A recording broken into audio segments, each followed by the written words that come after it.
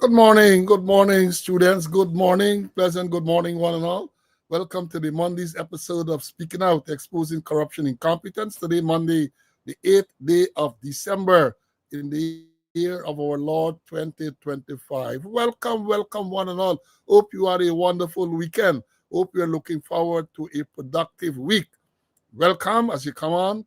Share the live. Let them know that we're on. The regulars know, but then, people are joining all the time. We have new people who are coming into this classroom because they have been told how informative, how educational this program is. So they keep joining and they keep reaching out to say how informative it is. So we come here to bring you credible, valuable information. Share the live. We have so much to tell you this morning.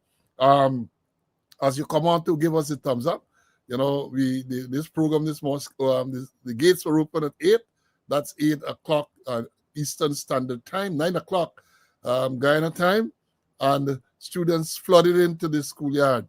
And when when the doors were open a while ago, the flood continues. So share, and let them know that we're on. Give us a thumbs up. And for those of you who have not subscribed to the channel as yet, I implore you to do so. Subscribe to the channel so you can get notifications whenever anything is scheduled on the program. Share.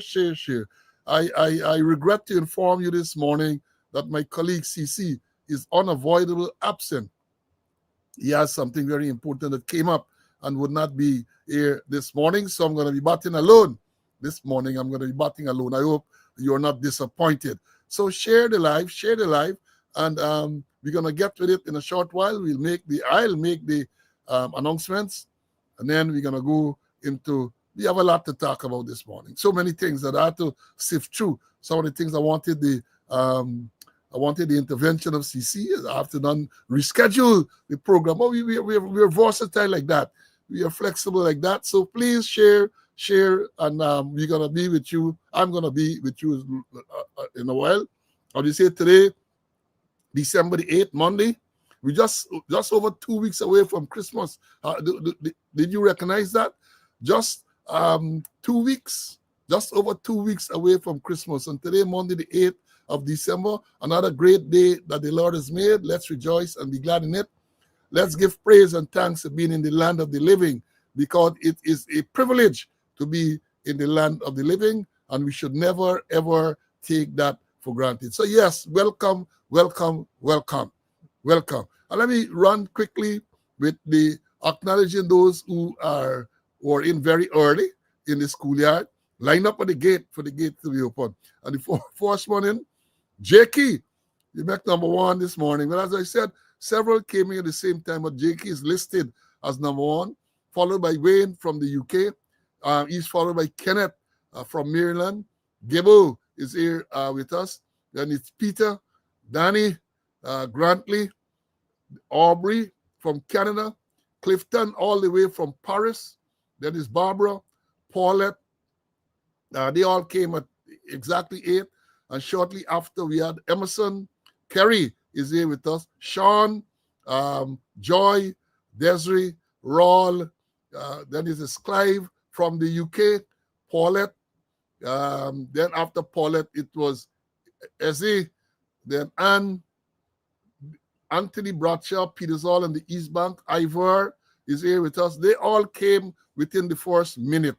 All those persons came within the first minute, and congratulations to them for coming out very, very early. And then when the doors were open, first man in, he regained his first position. Edward is here as number one in the classroom. Then Colvis, Machu, Charlene is here, Junior, Joan from New Amsterdam, Commissioner Cole. Then we had, who else? Sean, and the list goes on and on. Tessa is here, Rosie Rose, Carlton, the regulars. So welcome one and all. And let me give you the sad announcements first, and then we're going to go into the more pleasant ones. I told you about the death of retired Woman Corporal 0851 Valda Jr. Our funeral is today. Viewing would be going on from 11 to 12 at Jerrick's Funeral Home. That's on the east coast of Demerara from 11 to 12. And the funeral service, 2 p.m., Pleasance. And that is the Glory Light Tabernacle Gospel Church, 67 Prince William Street, Pleasance. That is for our late sister, 0851 Vola Jr. Remember, she used to be at the Code Super office there some time ago. And then I learned this morning of the death of retired Sergeant, Special Sergeant 8916 Glendon Rose. Glendon died on the 2nd of December. He used to be in Borby, Special Constable Borby. So I remember Ian Mentor. I think Mentor was the officer. He was there as one of the subordinate officers, and he died recently, and the funeral arrangement will be announced later. I also learned a short while ago of the death of Godfrey Webster. I was shocked just about 5 minutes ago. I did see something, I think it was yesterday, and I was to confirm it because I don't like to make these announcements unless it is confirmed. But Godfrey Webster wasn't the police, son of Chick Webster. Remember, people, the older guys at TSU, you remember Chick Webster in the TSU arms stores downstairs there? Chick had, if I know, 2 sons, Godfrey and Martin. So Godfrey passed away recently. And I was shocked because, Godfrey was such a vibrant person. That is why we continue to say, we all have to go that way. We all have to pass that way. But it's sad when someone, Godfrey got to be, in his 60s or something like that.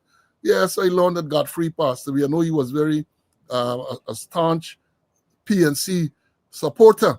So yes, Godfrey, I understand that Godfrey passed away recently. So I'll keep you updated with that. And then, like everything else we say, we were here on Friday. We said we were pleased to let you know that there were no fatal accidents to report.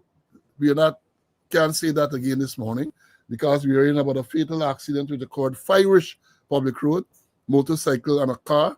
The motorcyclist, and the car came into contact, and the motorcyclist is a GPL, Ghana Power and Light employee, and he succumbed to the injuries suffered. And then we saw, I think it was Saturday, where they're saying a Cuban national, I think it was Middle Road or somewhere there, waiting for his wife or something like that. It appeared to be a robbery, where it said that he was stabbed by 2 men, and I think they're claiming that his chain was taken away. When you read the story, it's a really sad story. Came to this country, then he has a wife and I think 2 children, and recently, 5 months ago or so, got an apartment, and they're claiming that the wife works, and then he will go to the end of the street to wait for her to accompany her home. And Saturday, while they're about 2 o'clock in the afternoon, daytime, 2 o'clock, 2 men they claim on motorcycle rode up, and apparently they stabbed and they killed him. Very, very sad. And that is why we say you got to be careful. It's a dangerous, Guyana is a dangerous place. Despite what they tell you about statistics and all of that, the reality is that you can be victimized by criminals, right? When I read, they haven't indicated of any arrests so as yet, but I hope they will use what they call the cameras, the smart city, to identify those culprits so they can feel the full brunt of the law. Man, stand up and waiting for his wife. He got 2 children, Cuban, also to come to Ghana, gets a better life. And that is what happened. He stabbed and killed during the course of a robbery. So again, let me express condolences to all those persons who passed. Well, the relatives of those persons, relatives and friends of the persons who passed away. I know that you're given the strength to go through this difficult time. I can imagine, especially at this time, that guy who died in accident, Firish, and now this Cuban man, families preparing for Christmas. Families are preparing for Christmas, and they are met with news like this, disaster like this. Very, very, very sad. Very, very sad. And let me go to the more pleasant ones. Birthday greetings today. Retired Superintendent Timothy Williams. Timothy, Bobby's man, used to be in traffic. Very, very decent man. I know Timothy over the years, very, very, very decent. When I was in Bobby's as commander, and anytime I needed a driver to bring me to any meeting and so on, because most times I drove myself to come down, I used to ask Timothy to drive me. And I was comfortable with Timothy because I know Timothy being there with the commander, nobody can point fingers. Nobody. So I used to be very careful of who I will select to be around. Timothy was one of those persons who drove me from time to time. So he's observing a natal day today. Retired Inspector, I think he was CID, Granham.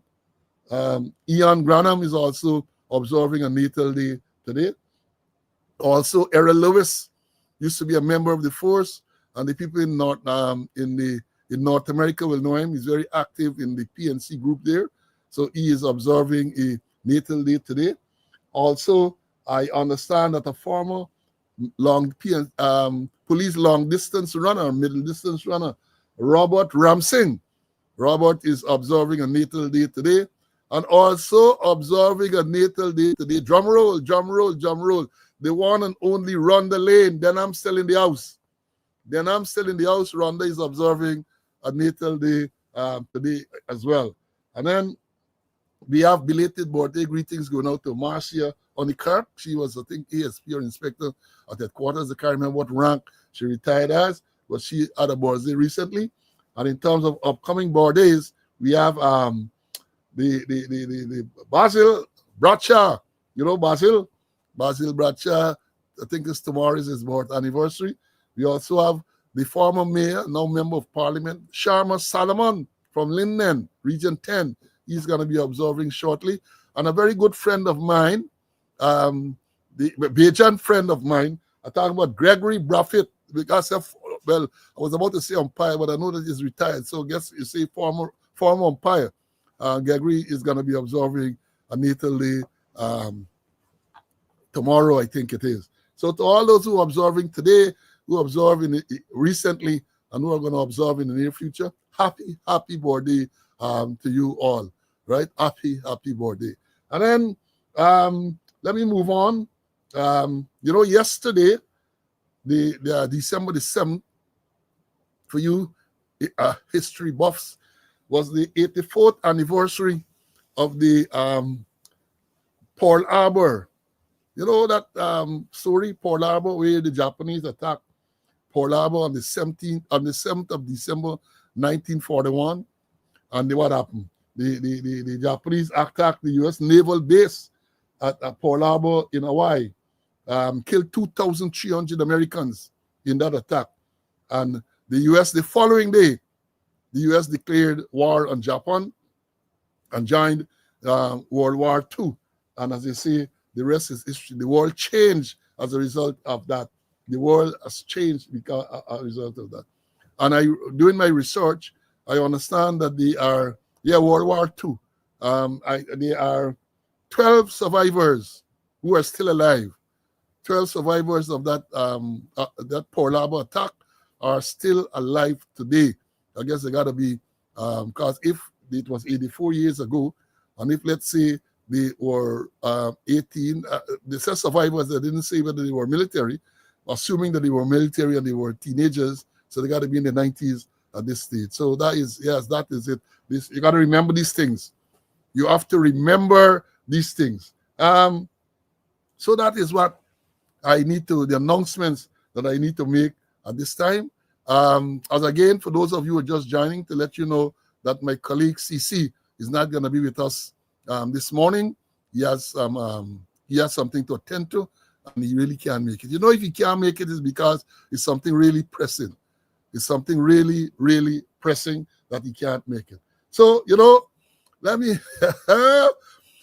There was speculation was rife in Guyana and the diaspora about the well-being, I must say, or health of the Vice President Jagdeo. People were speculating because he was absent. I think the last public appearance on his what they call press conference, some people refer to as abuse out, was on the 6th of November. That day when he talked about the Lamborghini. I didn't give a shit about the Lamborghini. That was the 6th of November.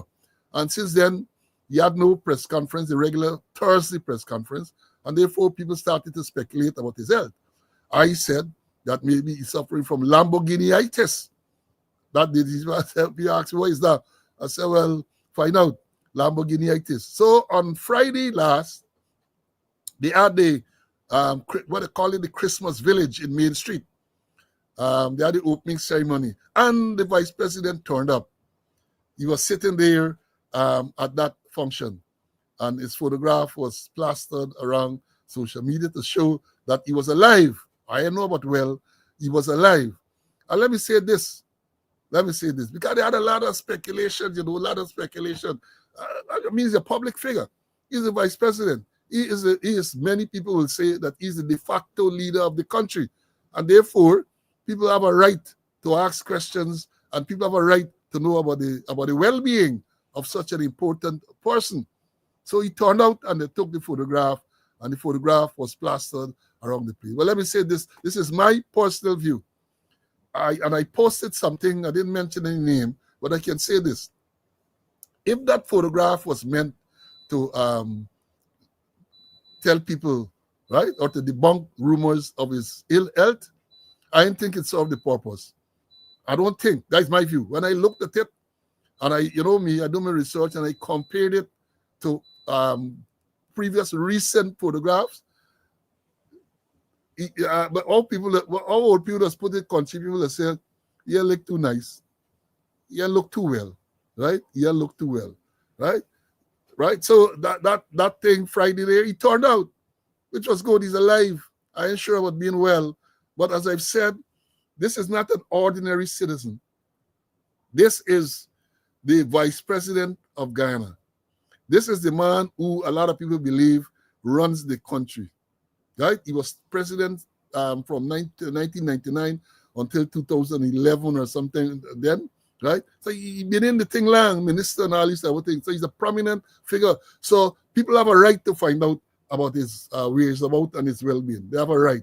So don't talk. Nobody hasn't said it here, but I know they're gonna comment, oh, privacy and no.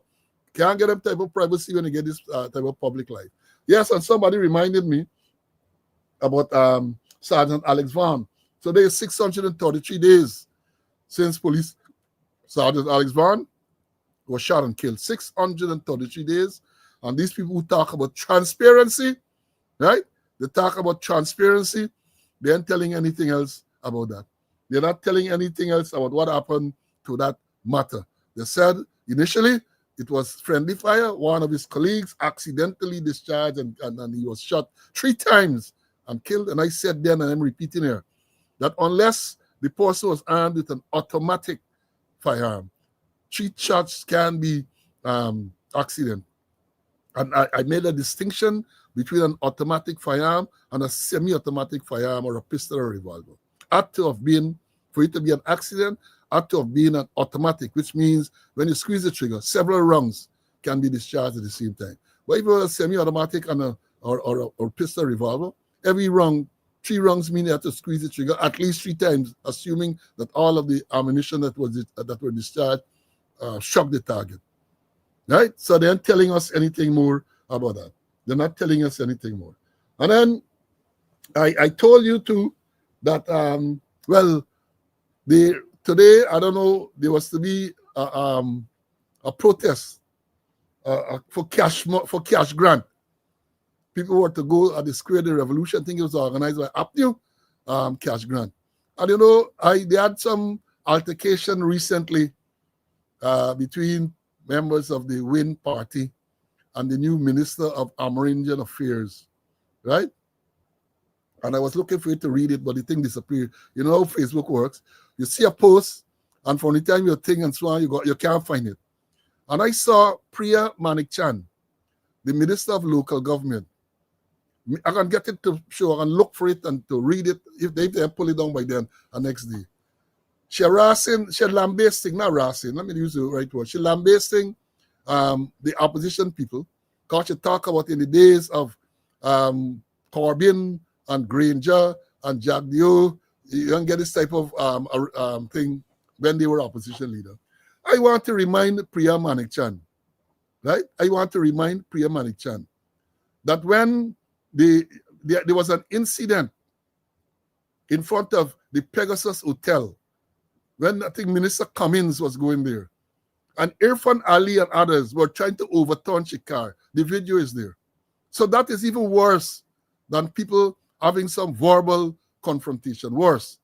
And I want to remind her too that she's the one who went to the U.S. ambassador's residence as a guest when they had the 4th of July celebration, right? And verbally attacked the U.S. ambassador. These people come out and talk a lot of things, These sanctimonious gangsters, to borrow a phrase from Ralph Gonzalez. Priya Manichan get the audacity. It's a recent post within the past hour or so to talk about David Granger and Corbyn and Jack Deal. They were so decent and yeah. But don't forget, maybe you want to argue that at the time Irfan Ali was the opposition leader, he was a senior member in the PPP. When they rocked that car that the minister was in, Minister of Health, in front of Pegasus Hotel, right? And you yourself, you and Gail Teixeira, went to the U.S. ambassador's residence. And somebody, I think was Brent Hart. Somebody said no, I'm sure Toro, it was Brent Hart, right? As a U.S. ambassador. And a verbal attack, so much so that the other guests had to be booing her, booing her. I can look to find the tape. And she telling people about behavior. They get some verbal confrontation and so on. And she going to talk about the supporter who was there yesterday, bending down and raising she backside at people in Ireland and everything, fully dressed in our red PPP clothing. She's going to talk about. They're very selective, and that is why we're going to come here. I am going to come here, and I'm going to highlight those things. I'm going to highlight them. So I'm going to find the post and read the post in its entirety so you can get context and everything, right? Right. Continue to share. Now, so let me look. This place that you call, well, let me say this with this cash grant, they were to, I'm sure they had a protest this morning. I see live in Guyana or some of them. They go early, they got a photograph, and they're claiming that there's only my Paul and Nemo Fruibest, only 2 people there. But I see other photographs with several persons there protesting, right? The protest is for the cash grant, which was promised by the president and the PPP during the election campaign. The promised cash grant, right? I saw, and then they came up last week to say that people with disabilities will get 50,000 a one-half cash grant in time for Christmas. Well, they're catering for the members of parliament because enough of them are members of the government, the cabinet members. So they are going to be qualified as disabled persons. They are going to be qualified. So maybe they're catering for them, right? But I saw something that maybe, and I said to someone yesterday, I said this protest today might not be such a good thing, because knowing the PPP how vindictive they are and incompetent they are, they might decide that even if they wanted to pay, they might decide now that the opposition people protesting, they ain't going to pay. Because if they were to pay, people are going to say, well, they succumb to the pressure. So you got to watch them carefully, they're like that.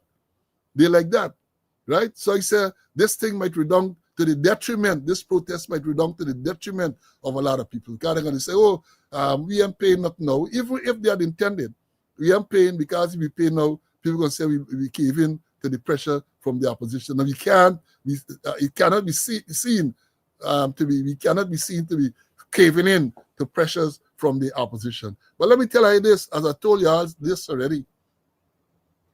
When you go Christmas, I know Christmas is the time Guyanese, I included, like to spend and make sure everything. I grew up the way, my father was a very thrifty person. The man had the tight then, right? The man had the tight. But when it came to Christmas time as a little boy, the man was as free as anything. Free. You had all the foods. I, as a little boy, would take you to Guyana stores to see Father Christmas. Right? You call him Santa Claus. We used to call him Father Christmas. You get all the things to eat. He bought what you used to call pig free biscuit and them thing in them days. You get walnuts. You get ice apple. We used to call it grapes. Oh, man. So I always remember that, and I always look forward, right, to the Christmas. Christmas is my special holiday. But let me tell you, just in case you are planning for this cash grant and it's not food coming, they got a place selling Christmas tree, man. Let me show you. Let me show you. You go always go, I'll get a Christmas tree. Look, this is the no cash grant Christmas tree. This is the no cash grant Christmas tree. The bottom is in the form of a broom, and you can see get lights and so on. So if you don't get money to buy any big fancy Christmas tree, go and look for this place that's selling this type of Christmas tree, man. Look, so don't go without Christmas tree. Right? Don't go without Christmas tree. Right? So yeah. So that's the thing. And yeah, people saying that how I said it, my old man.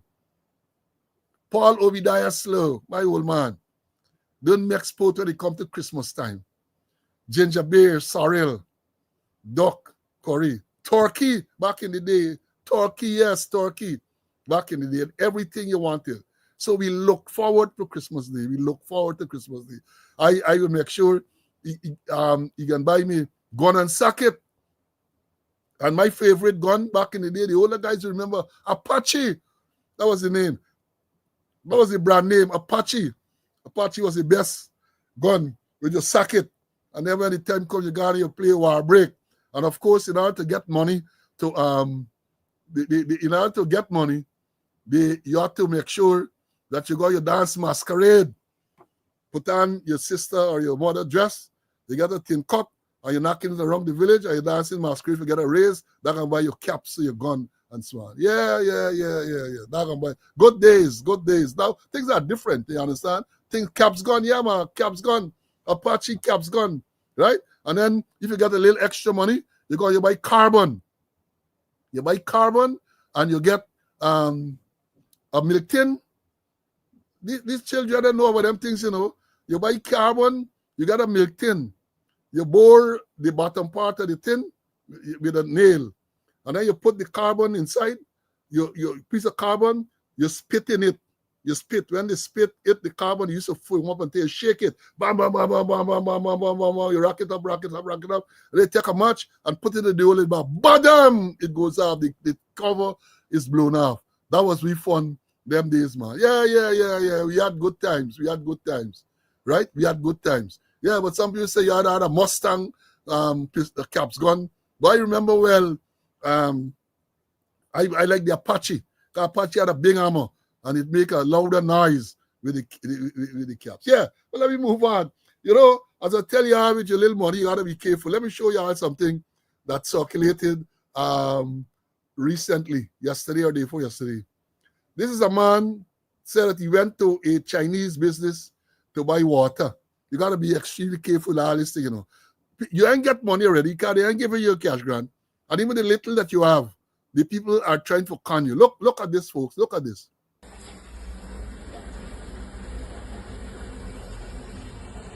Chinny man, me don't want water, boy. You full pipe water. Yeah, water good. Me inside la pigo one. Good. No. That's gone. No. You fucking mad, man. How you full pipe water and give me for drink, boy, and you charge me money to buy? Finish it. Huh? How's that finish it? Yeah, so why you do that? No, water good. How the water good? Why you not full of content character front then? No, finish it. Huh? Good, that water good. Like.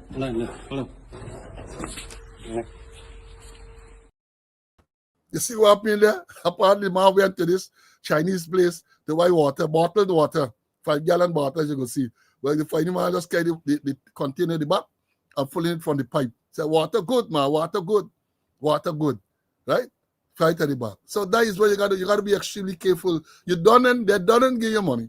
And then the little that you get, there's what people doing with you. The little money that you have.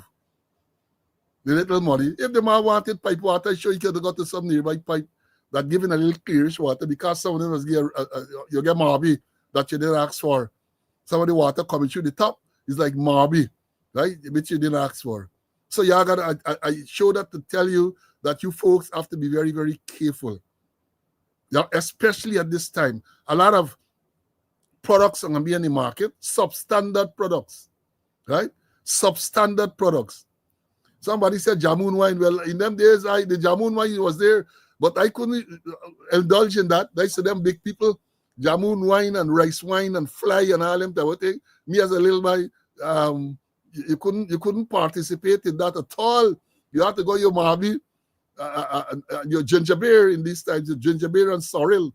You can't mess around with the wine. They won't allow you to do that. Now, so you get that. Be careful when you go to buy water or anything else, because you have a lot of substandard product on the market. And be careful. And unfortunately, in Guyana, you don't have this type of consumer protection that should be there. You don't have consumer protection, right? So be careful. Again, man, go for buy water. Somebody pulling off the pipe and giving you and tell you water good, man, water good, right? Right? Let me go on to, on Friday, the Guyana Police Force had their award ceremony, and several persons were given awards and so on. I want to take this opportunity to congratulate all those who received award, because I know the award is normally monetary award. Monetary. So everybody wants a little small piece at this time, right?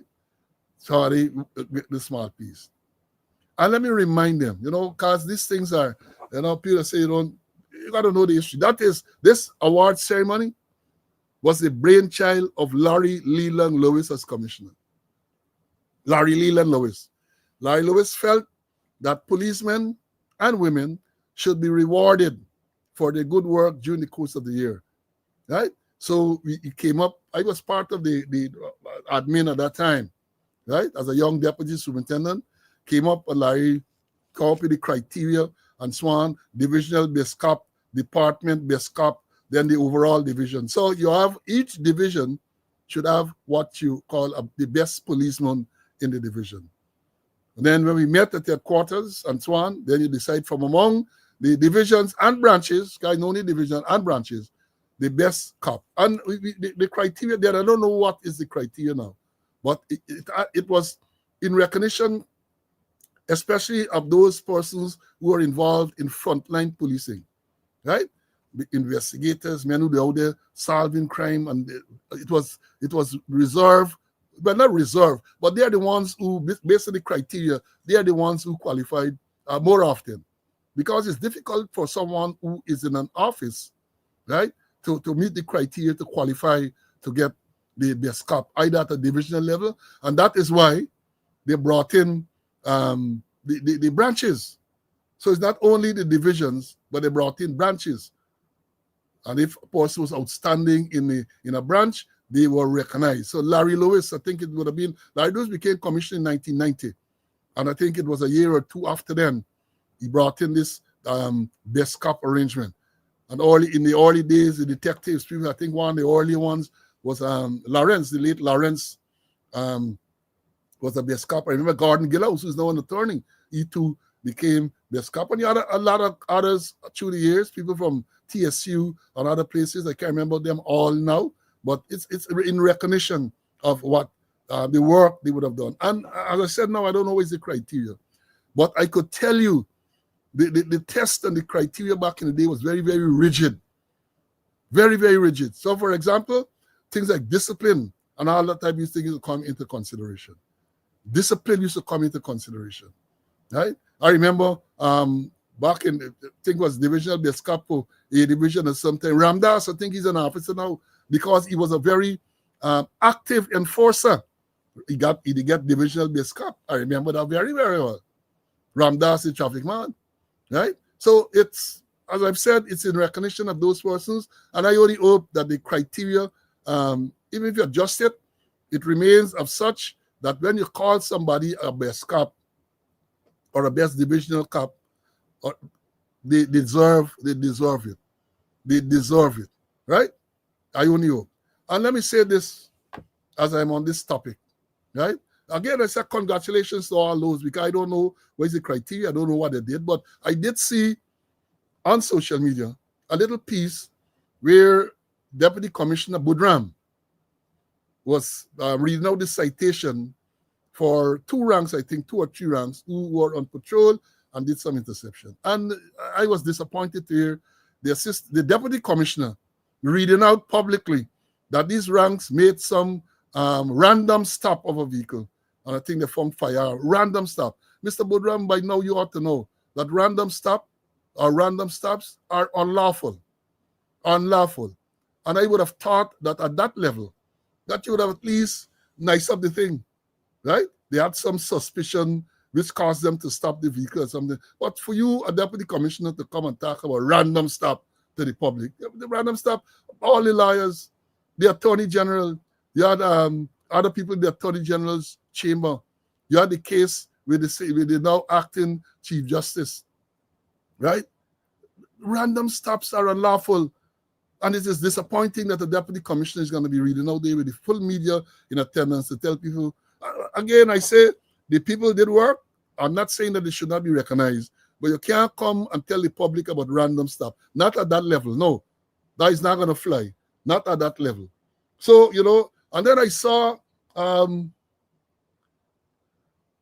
old in every sense, Ovid Glasgow receiving some award. So I was wondering what award Ovid was getting. You remember Ovid? I remember Ovid. So Ovid, let me say, I had a very close relationship over the years with Ovid Glasgow. 6700 Ovid Glasgow, retired assistant commissioner, Sensi Glasgow. Guy used to do self-defense training. He was an instructor, physical training, all sort of thing Ovid used to do.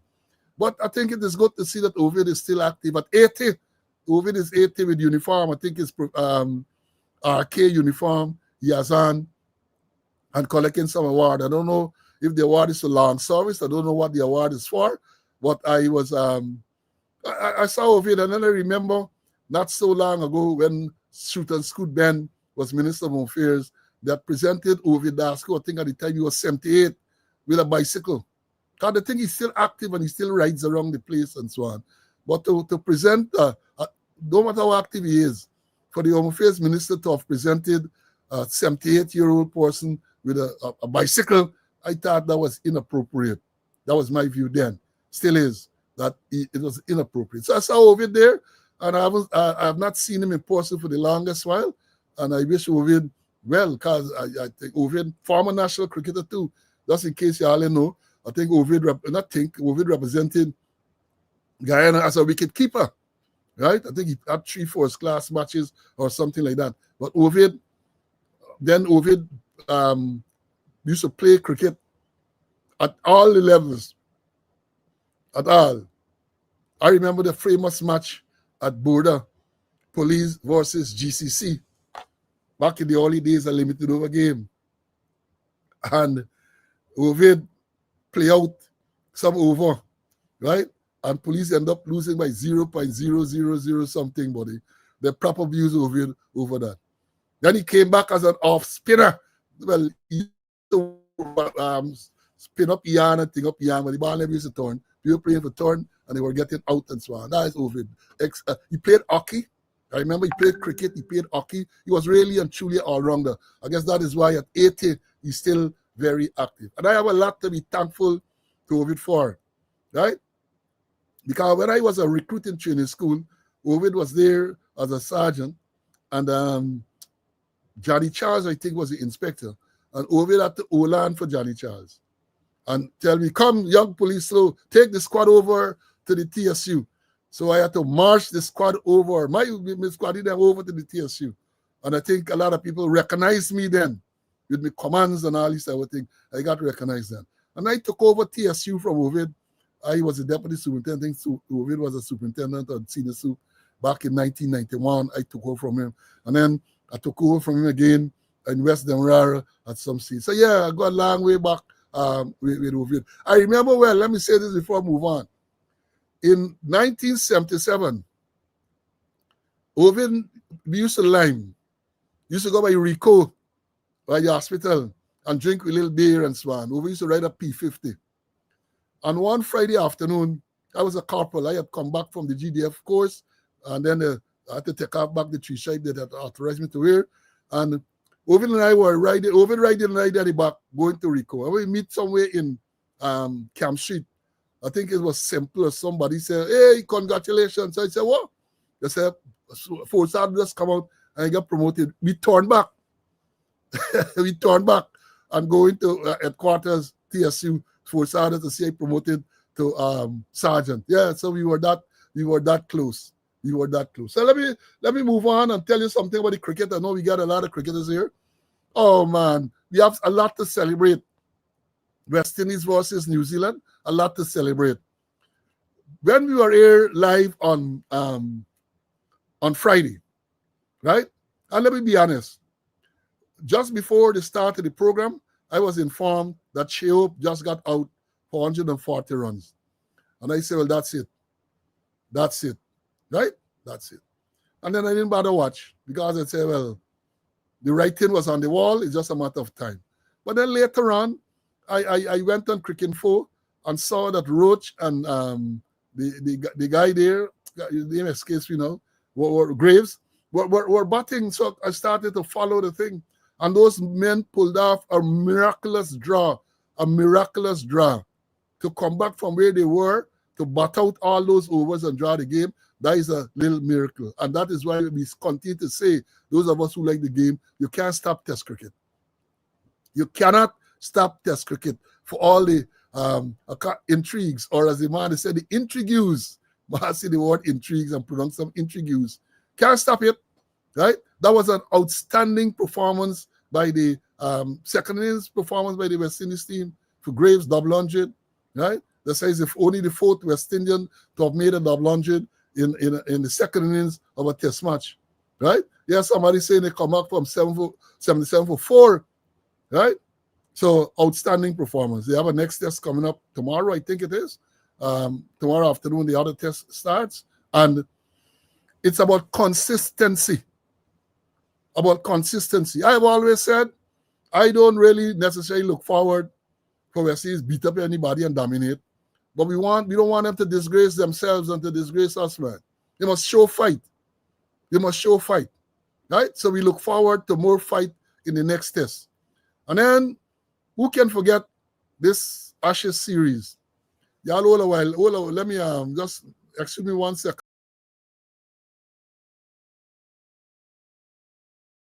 Yeah, the Ashes series. England and Australia. Australia got 2 up in the series. And how things going, it looked like England in for more licks. Right?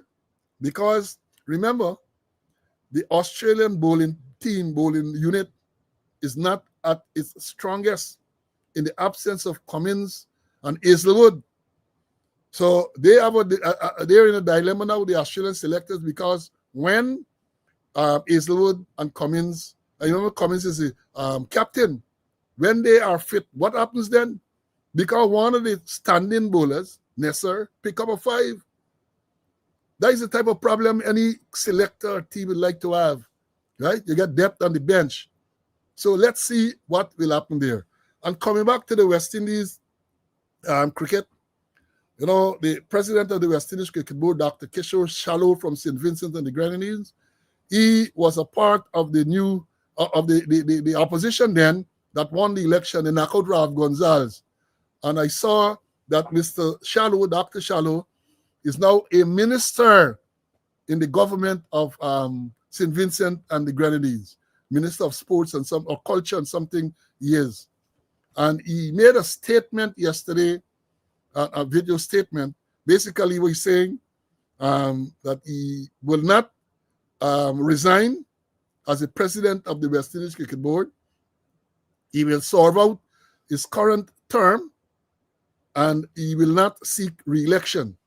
Well, you know, the police in me caused me to go and do my little research because he said he can serve out the current term. I said, well, maybe the term ends soon, only to discover that the 3-year term started this year and ends in 2028. So basically, the man tell he's there, he's still there. He's going to be a minister. Of course, he made statements to justify and to say, well, he will be able to carry out both tasks and all this stuff. But something is definitely wrong. So you have a member of parliament now in St. Vincent and the Grenadines, Dr. Kishore Shallow, in parliament, and he has indicated that he will continue to hold this post as president of the West Indies Cricket Board. So I would love to see, or love to hear people like Red Sprayer and those people comment on that, whether that is appropriate for politicians to continue to hold that position. You see, a lot of people argue that is part of the problem with West Indies cricket management. Too many politicians are involved. Too many politicians. You might be a good sport administrator, but a lot of people feel that once you become a minister or senior in politics, you should leave that to somebody else, leave the sports administration to somebody else. But I don't know. Let's see how that will go. But I thought I'll mention that to you students, right? I thought I'll mention that. Now, again, for those of you who are joining recently, who just recently joined, the numbers are high. So Mr. Conway, CC, my partner, is not with me today. He is unavoidably absent. So I'm batting alone. I am batting alone. Now, let me move on. I saw a statement recently. Let me read it. This is a statement. I'm talking here now about this terrorist bombing in Regent Street, at the gas station in Regent Street. You know, I don't think I need to go into all the details. Most of us, all of us, should know about that. You had the bombing. People charge Guyanese, Venezuelan charge. The article is article on the 5th. News source, this is Gordon Mosley. He said, the headline is pieces of evidence from gas station bombing sent to India for forensic analysis. The story says pieces of evidence from the mobile gas station bombing have been sent to India for forensic tests, and the results should be available within the next 2 weeks. The revelation was made in court earlier this week by police prosecutor Mandel Moore. Moore made the announcement while addressing the Georgetown Magistrate Court on the issue of disclosures in this case. He told the acting chief magistrate that crime scene investigators unearthed several pieces of evidence from the scene, and from the samples taken, 2 pieces of evidence were sent to India for the forensic analysis. He said the results of the forensic analysis will be part of the disclosure, and as such requested additional time to present the additional evidence to the court. According to him, the results are expected to be available before December 16, when the case will be called again. Then they tell the bombing claimed the life of a 60-year-old and da, da, da, da. Now, remember, we told you on this program that forensic evidence has to be key to this whole case, key to getting any conviction. They got confession statement from the main suspect. Said that is not going to hold water, right? For several reasons which we identified. Confession statement, one, language barrier, because he is Spanish speaking, and then you're going to get interpreter. It's problematical for confession statement to be admitted in a case like that, given the circumstances. So we said, don't worry alone with confession. Look, for this case has to be revolve around forensic evidence. Then there was the gas station attendant who claimed the claim was able to positively identify the main suspect. Said that too appears on the face to be very, very weak. We again say forensic evidence. So I am pleased to see that the police have decided that they're going to have go to forensic evidence, go look at forensic evidence of things recovered at the scene. But then I have to ask a question: what happened to this modern forensic lab that they claim they established at the back at university there? They boast about us having a very modern forensic lab. I remember some time ago they even said that they had recruited forensic scientists from India to work at the lab. So what happened to them? What happened to those people? And let me say this, that I hope, because the crime chief, Deputy Commissioner Blanham, is also, they say, admitted to the bar to practice law in Guyana. So some of the things I hope that you understand. Because the first question, how did the evidence, how was it sent to India? Did somebody physically take it? One of your detectives take it? You know why I'm saying this? Because I hope they recognize that moving evidence, right, brings into question the chain of custody The chain of custody got to be critical importance in a case like this. Who handle this evidence and so on? From the time it was picked up at the scene, to the time it was lodged, to the time it pick up again, you have to minimize the number of persons who handling the evidence. And if you're going to send it to India, I hope somebody took it. I hope somebody physically took it. Yeah, the nexus already. I hope somebody physically took it, go up on a plane, somebody from Guyana, go on a plane and took that evidence to the lab in India, hand it over to a particular person, collected it back from that same person, and then bring it back. I hope they did all of that. I hope. Because if they did not do that, you're in serious trouble in terms of the chain of custody of that evidence. Serious trouble. And then when the time comes now you're going to make the disclosure, yes, no problem.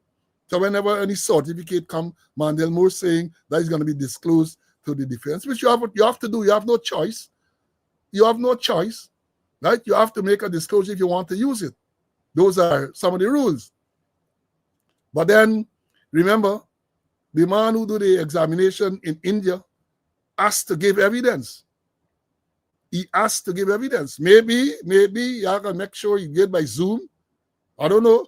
But the person who did the examination and provided this the analyst certificate has to give evidence. So they jump out and they tell you, but this thing sent to India. Good, well and good, because as we have said, forensic evidence will be key in this matter. But look at the chain of custody of the evidence. That is critical, because them liars gonna jump up on that. Many times, let me understand this thing clearly. When you come to forensic science, liars they can't, well, not they can, they don't challenge the science, because the science is the science. They don't travel. So whether it's fingerprint, whether it's DNA, they're not going to challenge the science, right? They are going to challenge things like custody, how this thing was handled, right? Talk about contamination, and that is why the training has always been that you minimize the number of persons who have to handle any evidence. So if you got a scene and you find ganja, right? The person who found it must be the person who lodged it, must be the same person who picked it up and took it to be examined and analyzed, must be the same person who picked it up from the analyst and take it to court. Keep it tight. Keep it tight. And I hope, so when I read this thing about this thing going to India, the first thing that occurred to me, hope they make sure that they look at the chain of custody of that evidence. Hope they did that. And as I've said, the crime chief is a deputy commissioner. He's a liar. But that doesn't mean much, because some of the statements and some of the things they're doing, Hold on, somebody bouncing me off here. They're calling. Somebody calling me. Let me. Right. So so that is the thing with that. So I thought, well, perhaps now it's too late, because if they didn't take into consideration the chain of custody of that evidence, I don't think they can repair that now, because they said the thing gone to India. And again, how did it go to India? But what means did you use? What means? I hope they did not use any one of these services, FedEx or something like that. I hope they put the person on a plane. I hope they put one of the investigators on a plane and sent him with this evidence to India. I hope they did that. I hope. So maybe the media people can ask the commissioner, he ain't tell you nothing because you don't talk, or Blanham somebody to tell you how was it taken. That is key. That is critical in a matter like this. Key and critical in a matter like this. And that is why I said I'm disappointed that this could not have been done in Guyana, which would have eliminated a lot of issues, right? Well, obviously, whatever analysis they have to do is not available in Guyana, notwithstanding the fact that they told us about this modern lab. It is not available in Guyana, so they have to send it to India. And therein lies a big problem in terms of the custody who taking it and how. Again, as I close and I move on to the next thing, I hope y'all send this thing by FedEx or someone of them services. I hope they didn't do that. I hope y'all get enough sense to know that you could not have done it that way. Somebody, right? Similar to, remember y'all sent a man from Guyana to New York to execute, to serve a summons? I hope y'all did something similar in terms of finding someone, putting it on a plane, send it to India to take this thing to the lab. Or same person has to then uplift it from the lab and bring it back here, and then at some stage tender it in code. Right? So I thought I'll mention this, but I say if y'all didn't do that, I don't know if there's any remedy now for that. And if y'all didn't, let me say this: if that wasn't done, that necessitate, or perhaps all them who involved should be sent to. If that wasn't done, right? If that was not done, God, there's a crucial piece of the whole process and that sort of thing. And that is why I continue to say that when you have these things, it is about knowing certain basic procedure. Because a lot of these people, they are sailing. Right? Now, let me move on to a next thing that I should have mentioned on Friday. Coming back to this matter on, let me pull up the note. Coming back to the matter at Region 1 with the policeman who brandished and fired the AK-47. You know, in lab time, in breakneck speed, he was charged criminally, even though they say that the DPP recommended that he be interdicted and charged with some disciplinary offense, which I explained already. I'm not going to go into it in any great detail. That's wrong. You can't interdict and then charge. There's no provision in any law for that, right? And I would have thought that the DPP, and I'm saying that I hope that the DPP was misquoted, because you cannot interdict and then charge. If it's a disciplinary matter, Section 10, I think, of the Police Discipline Act, Chapter 1701, if a policeman is charged with a disciplinary offense, then you can interdict him after he has been charged. But you can't interdict him and then charge. If it is that you want to send him off duty before a charge is instituted, then you have to send him on administrative leave. I give you all the authority for that and all of that. If it is, in this boy case, Henry charged criminally, you can only interdict him after he appeared in court. So he appeared in court and charged and he's remanded, you can now interdict him pending the outcome of the charge. And I made the point that once he's charged criminally, you can't now proceed with those departmental charges. And therefore, I had said that the thing that you should have done is to make sure you deal with the departmental charges, because that wouldn't take a week if you have efficient people. And then deal with them then, and then move for the criminal charges. But y'all run, y'all want to satisfy public opinion, I guess, and then you do all sort of crap and mess up the thing. So as far as I know now, you can't dismiss these up. Well, it can have dismissed persons like that in the past, in the Quindenbacher's case, when the Nobriga, McLennan, and Simon appeared in court on the 5th of July 2022, charged with the rain offense. He dismissed them from the same day. So I know if he has learned his lesson, or if he was advised by the people from the Attorney General's chambers that you can't dismiss Henry just so. But he's remanded. That's the point I want to make. He's remanded. Something is wrong with the justice system. So this man is remanded. I'm not saying that he should not have been remanded. He's remanded. You have the case where two men in Letem charged with simple larceny. They didn't steal anything. According to them, they attempted to steal something. Remanded. You had the lady in Letem again, the ambulance driver, who was charged with a cybercrime, pleaded guilty to the cybercrime. She's sentenced to 1 year imprisonment and ordered to pay $1 million fine. Y'all follow me? And then we had the case of y'all remember this case? Hold on, let me show y'all this one. Hold on, y'all bear with me a while. You had this case where the policeman was shot and killed. Look at it here now. Look again. No,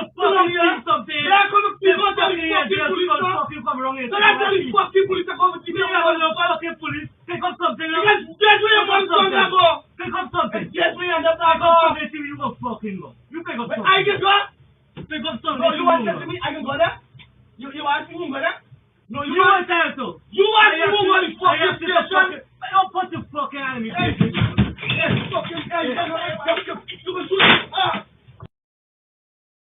Saw that. Murder. Policeman murdered. What happened? The murderer is put on $1 million bail. That man who went to a spot there, pick up a gun, shot a policeman and killed him. He is put on $1 million bail. The man is on bail. The man back in business. Yet still, 2 indigenous men charged with simple larceny, the attempt to steal something, that is the allegation, remanded. The policeman, Henry, from Region 1, discharge wrongs, brandished gun, right? Serious offenses, remanded. The woman who charged with cybercrime, she pleaded guilty. And as I know it, once a person plead guilty, they show themselves that the more the court tends to be more lenient. So I want to know really in this case, I haven't researched that, what is the maximum penalty? So had she plead not guilty and found guilty, if she could have got 5 years or so, but she pleaded guilty to this charge. And she is sentenced to 1 year in prison and fined $1 million. I hope by now people have taken up the matter to appeal or something, because on the face of it, the sentence seems to be too harsh. The fact that she pleaded guilty, she's sentenced to imprisonment and ordered to pay a fine. And a man who shoot a policeman in cold blood, if you look at the sequence of events there, shot that policeman in cold blood, and he is put on $1 million bail out back Irasan doing the business. You want to tell me this is the real country? Guyana is a real country? You want to tell me Guyana is a real country? And I would love to know. I would love the people who are in Region 9 who follow this program. Because somebody saying she was a Win supporter and all that. We invest in National Party. I would love to know who is the VC in this matter. In other words, who is the person that they attempted to steal this thing from? And I would bet my last dollar. I'm not a betting man, but I am going to bet my last dollar that the man would most likely have an association with certain people. Let me put it like that.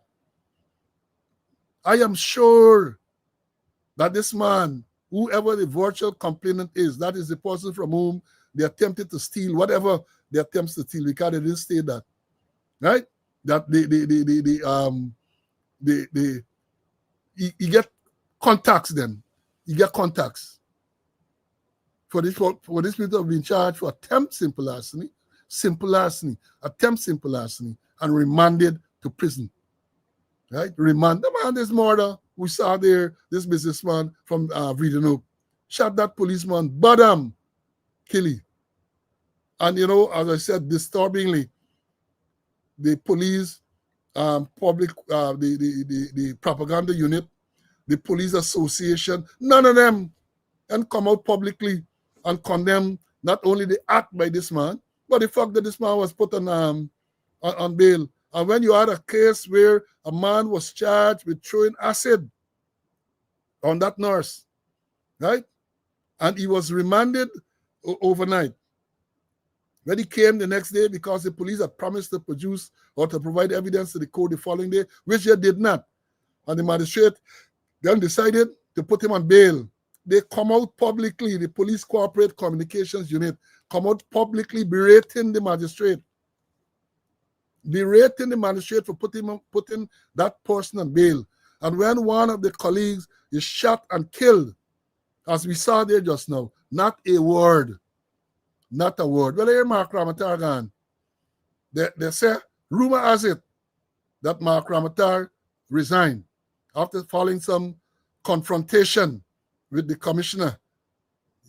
Mark Ramatar is alleged to have said, no dunce should speak to him like that. And he left the work. He left the work.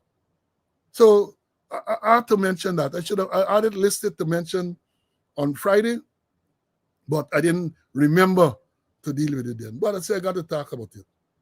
Something is wrong in the system. Something is wrong. The uneven application of the law is worrying. The uneven application, it is worrying. Right? Now let me move forward. I saw this morning, man. This morning, I pick up the news. You know, I like to run social media early in the morning. I see cops probing break-in at Home Affairs Ministry. The Home Affairs Ministry had a break-in. Hear what it says. Workers of the Ministry of Home Affairs have been asked to hold off a bit from entering the building as police detectives are investigating a break-in at the ministry. Located in Brickdam, the Home Affairs Ministry houses the office, that's what I say. The offices, I don't know that's right answer. The offices of the Minister of Home Affairs and our Permanent Secretary, among other key personnel. Contacted this morning, Minister of Home Affairs on his wall run, confirmed that police are investigating a break at our ministry. She said security personnel who were on duty noticed from the cameras they were monitoring that someone was inside the building. The individual was seen ransacking offices and drawers located in the middle floor, which houses mostly administrative staff. Quote, it was the security who saw on the camera that a man was inside the building ransacking offices and drawers. This was on the middle floor where we have the personnel, CPG management, and admin offices. Mostly administration is on that floor. He was also seen using the fire escape to leave the building. Minister Walden told Dick Smith News, and the investigation is ongoing. Now, if I remember correctly, that ministry has 24-hour security from the Special Constabulary of the Ghana Police Force. That's how I remember it. I know if it changed. So based on what I said, this man entered this building and you see CCTV camera when he was in the building, ransacking the building. How did he get into the building? Why was he not observed before he entered the building? There's slackness. That is slackness. This man in the building, and then you see, let me assume that this man was an arsonist. So he would have gone in there, light the fire, and then make the heights and gone away. This is slackness. And I hope that the minister will order a thorough investigation into this matter, because it is unacceptable for the ministry or any other ministry to be broken in like this when you get guards and then they observe the man in the building. They observe you on CCTV in the building, ransacking. I mean, which means that there are cameras in the building which are monitored by these guys. So why was he not detected before he entered or while he was attempting to go in the building? Something is wrong. Something is wrong. You know, when you read these things, you want to know what has happened to the old system. The system that I know, because in my day, they're not CCTV cameras and all that. You have people there who have to be vigilant, patrolling around the building and so on to see what's going on. But this man, according to what they're telling us, broke into the building, was inside the building, ransacking the building. He broke it undetected, ransacking the building, and then like somebody, that's my word, somebody must wake up and look at the camera, see a man in the building, and then they must raise an alarm. I know that I don't think they indicated that this man was arrested, to see he escaped through some area. But they didn't say if he was arrested, right? They didn't say, I can't remember, they say he was also seen using the fire escape to leave the building. So the man got away. The man got away. Slackness. Only way this can be described is slackness. Right? Slackness. No, Leroy, they say maybe no cameras outside. So why would you not have cameras outside? There's a good point. But why would you not have camera outside? But even if cameras are only inside, if you were alert, you would have seen him entering. You would have got a chance to ransack the building because you would have seen him entering the building from some camera inside would have picked you up. And then you would have raised an alarm and tried to get the man arrested. Get him arrested. Well, Nigeria Brigdan Police Station is not there any longer because remember they're building a new 12-story building there. And I think Brigdan Police Station is out now at the main admin part is out at Ivlery, where CID used to be. That is what I was told. And the impact is out at the old fire station, the boathouse there, fire station by the Stabrook Market. So, yeah, but these things are very, very worrying. Talks about slackness. Worry and talk about slackness. And as I move on, again, for those of you joining, Abatin alone today. CC is not with me, so Abatin alone. Abatin alone. Hope I'm doing you justice. I'm doing myself justice. Let me take a little sip of water, and then I'm going to be back with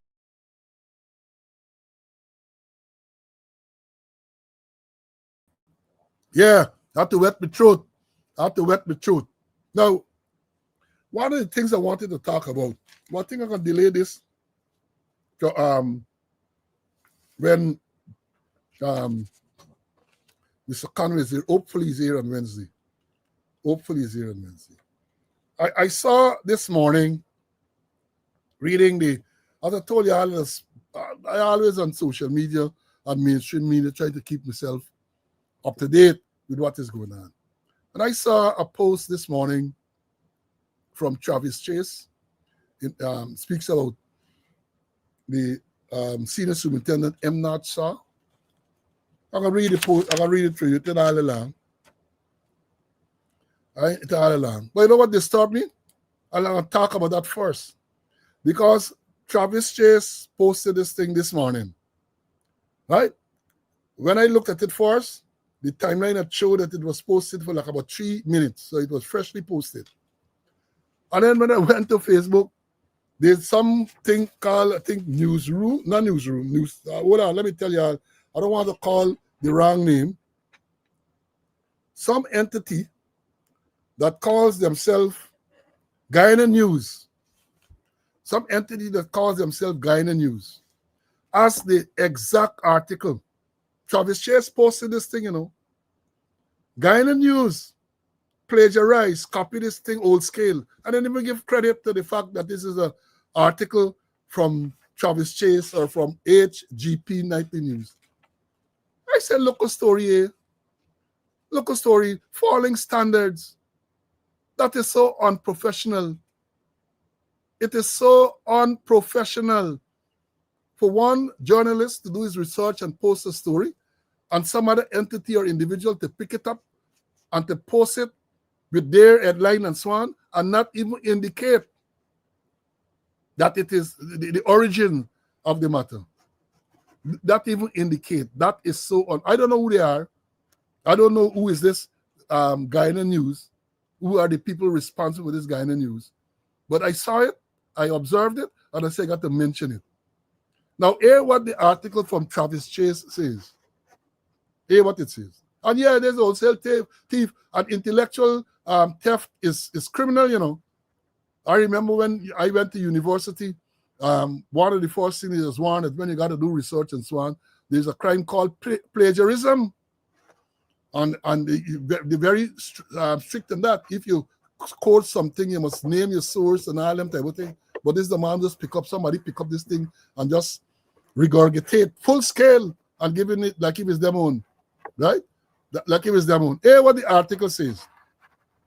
Senior Superintendent M. Nadsha, former commander of Region Division 1, is pushing back forcefully against what he says is a grave and unfounded blow to his reputation, as his legal team formally petitions the U.S. Office of Foreign Asset Control, OFAC, to remove his name from the specially designated nationals list.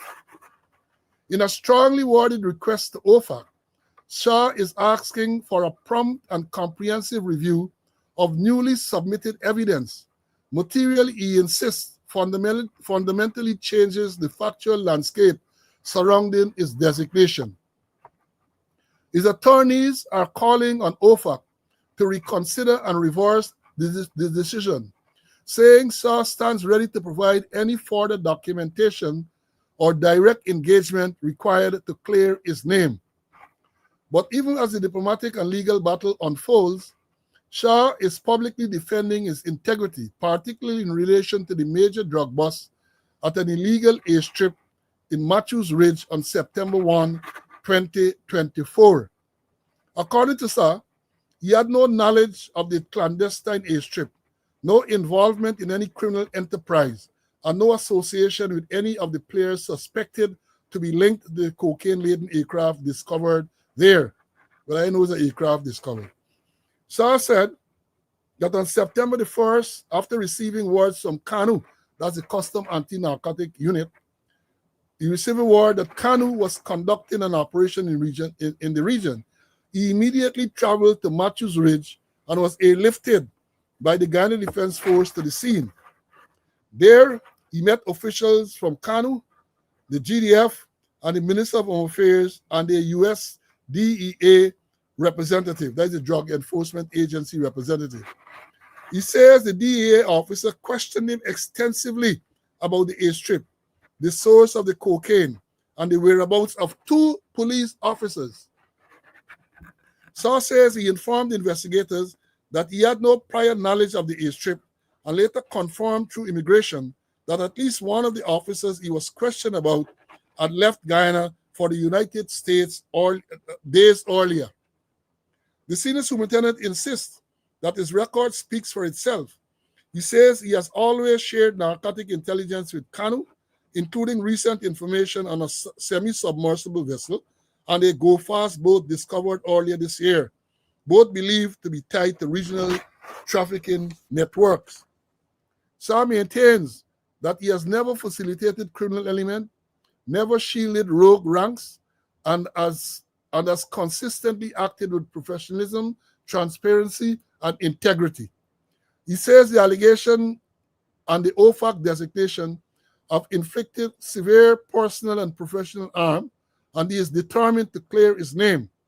Shah is hoping the evidence and his years of service will lead to what his attorneys call a fair, just, and appropriate resolution. So if you recall, Senior Superintendent M. Nath Shah was the officer in charge of Regional Police Division 1, that is La Tres District, right? I think he was based at Maburumo. And September 1 last year, they had this big operation involving KANU, Custom Anti-Narcotic Unit, the GDF, and the Drug Enforcement Agency of the United States. No one from the Ghana Police Force, including the commissioner, including the commander, was involved in this operation. They kept them in the dark.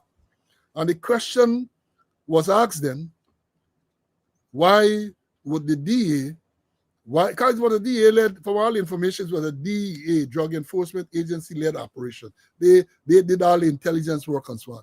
But chose to keep out the Commissioner of Police, Clifton Ikim, chose to keep out the regional commander, M. Nath Shah. Why? Why do you think that was it? I believe, my view, because the people believe they could not trust them. And why they could not trust them? They could not trust them because I suspect they might have believed that the information would not have remained confidential. So they went there, and when the operation was well in swing, they called the country him, Kali. But let me tell you, I need to I'll make a note about something here that I wanted to talk about. Yeah, I'll find it. Based on what Mr. Shah is saying there, all right, he wasn't directly involved. They say he was involved. But as a commander of a police division, big operation like that, 4,400 tons of cocaine in your division, and you know, that talks about your competence. It speaks to your competence. right? So if you don't know, you maybe not criminal, you maybe not be criminally liable, right? But if you are a police commander in any division and big operation like that, because based on what they say, there couldn't be no one aircraft. They dig out a big, first of all, a strip. What type of patrol and so on y'all doing? What type of intelligence you have that an airstrip gonna be built? Planes flying there, and y'all don't know what's going on. Well, y'all don't get intelligence, you don't get special branch, you don't get regional intelligence unit and so on, you know. It speaks about the competence of the commander. Yes, he might not be criminally liable, but certainly the commander shows gross incompetence. Gross incompetence. And let me tell you all a story. Let me tell the commander story. There's something you call vicarious liability, right? And so is not done. So you can know vicarious liability. Because when you're a commander, you are supposed to, and I'm supposed to, explain why I am saying that, to be in charge of everything in the division. Back in the day, can't remember what year, it would have been sometime after around 85 or there, 85, 86, sometime around there. Assistant Commissioner Hilton Cummins was in charge of B Division, Berbice. In those days, B Division included East and West Berbice. The divisional headquarters is in New Amsterdam. There were some boats, exhibit, lodged at Skelden or Springlands, somewhere there. They were boats lodged as exhibits. And the boats disappeared. Right? The boat disappeared. And as I was saying, Commander in New Amsterdam, can't recall now the exact distance between New Amsterdam and Springlands where the boats were lodged, somewhere in the area boats were lodged. The commander was held vicariously liable. I know what was the outcome of that? He was dismissed. Let me repeat that. Hilton Cummins, Assistant Commissioner of Police, Commander B Division, stationed in New Amsterdam. Exhibits at Springlands. Springlands was 60-something miles away. Remember, he command, you know. Boats disappeared from Springlands. Exhibits, boats that were exhibits in criminal matters disappeared. Commander was held to be vicariously liable, and the commander was dismissed from the force. Of course, he challenged it later on and won because he claimed that he wasn't given natural justice. Natural justice, he wasn't given a right to be heard and all that. I think he won money and all this type of thing. But I'm showing you, when you're commander, you are responsible, and you can't come and make any thing to say, well, you didn't know, and all this thing. There is major operation going on in your division. Major operation going on in your division. Major criminal operations. And given the fact that you ought to have known that the region 1, the police region 1, is the epicenter for cocaine in Guyana. And that should have caused you to have more links to people on the ground to know what's going on. But it seems now that and then they said a question here about 2 policemen. I understand 2 sergeants. I understand that one of the sergeants that the DA asked him about, where he said, I traveled to the US. The man is still in the force. The sergeant, you get the name and everything. Left when he got to the States, I think they intercepted him at JFK or somewhere there, and interrogated him for hours, and then sent him back to Guyana. And the man is still in the force. The man is still in the force. And I had said, from the time that 4.4 tons of cocaine was discovered, there ought to have been a massive shake-up in that division. The subdivisional officer got promoted. The subdivisional officer for that Port Kaituma area, where all this cocaine from. The man was promoted. He was an assistant superintendent, promoted to deputy superintendent. Many of the other ranks there, promoted. So what really are telling people? What really are telling? Vicarious liability. And let me say this, because I understand. I don't know how true it is. Let me preface that by saying this. When you are the divisional commander, you are responsible for everything, every policing activity in the division. Whether it's general duties, whether it's crime, whether it's traffic, the commander is in charge and responsible for everything in the division. That is what the standing order says. I understand very worryingly that now some of the detectives in the divisions are saying that they only answerable to the crime chief. Well, buddy boy, let me tell you something. If that is so, commanders, you must get that in writing. Because when the defecation, it's the oscillation, or the lecture the FBI economy. That is what they're doing. I think it's media relationship, something like that. That's what he said. When the defecation, it's the oscillation. And brush me at, excuse me, sir, is that the same as when the shit hit the fan? He said, oh, Paul, you're crude. When the defecation, it's the oscillation, they're going to duck an eye. So I am saying, as far as I am aware, the divisional commander is in charge of everything. He's in charge of crime. The CID man is answerable to him. The traffic man is answerable to him. You get special constabulary, the answer. The special branch man, even the special branch man does report to you as a commander. And to hear that now, people are saying that if you're a detective officer, or you only answerable to the crime chief, are you try there? When the defecation is the oscillation, you're going to see another thing spatter all over the place. You're going to see men running for cover. Men are going to run to cover. So I say this again to the, just in the Region 1 matter. Commander, you are responsible for everything. And if all them big, major criminal activities are in your division, especially since you say you're aware of semi-submersible and all them type of thing, that tells you drug running is about. It tells you drug running is, and therefore you have to make sure you have a mechanism to alert you to what is going on. You have to have a proper mechanism to alert you. Obviously, that was not so. And you have nobody airstrip. Airstrip is not something that can be done clandestinely. People got to build airstrip with bulldozers and everything to move out airstrip.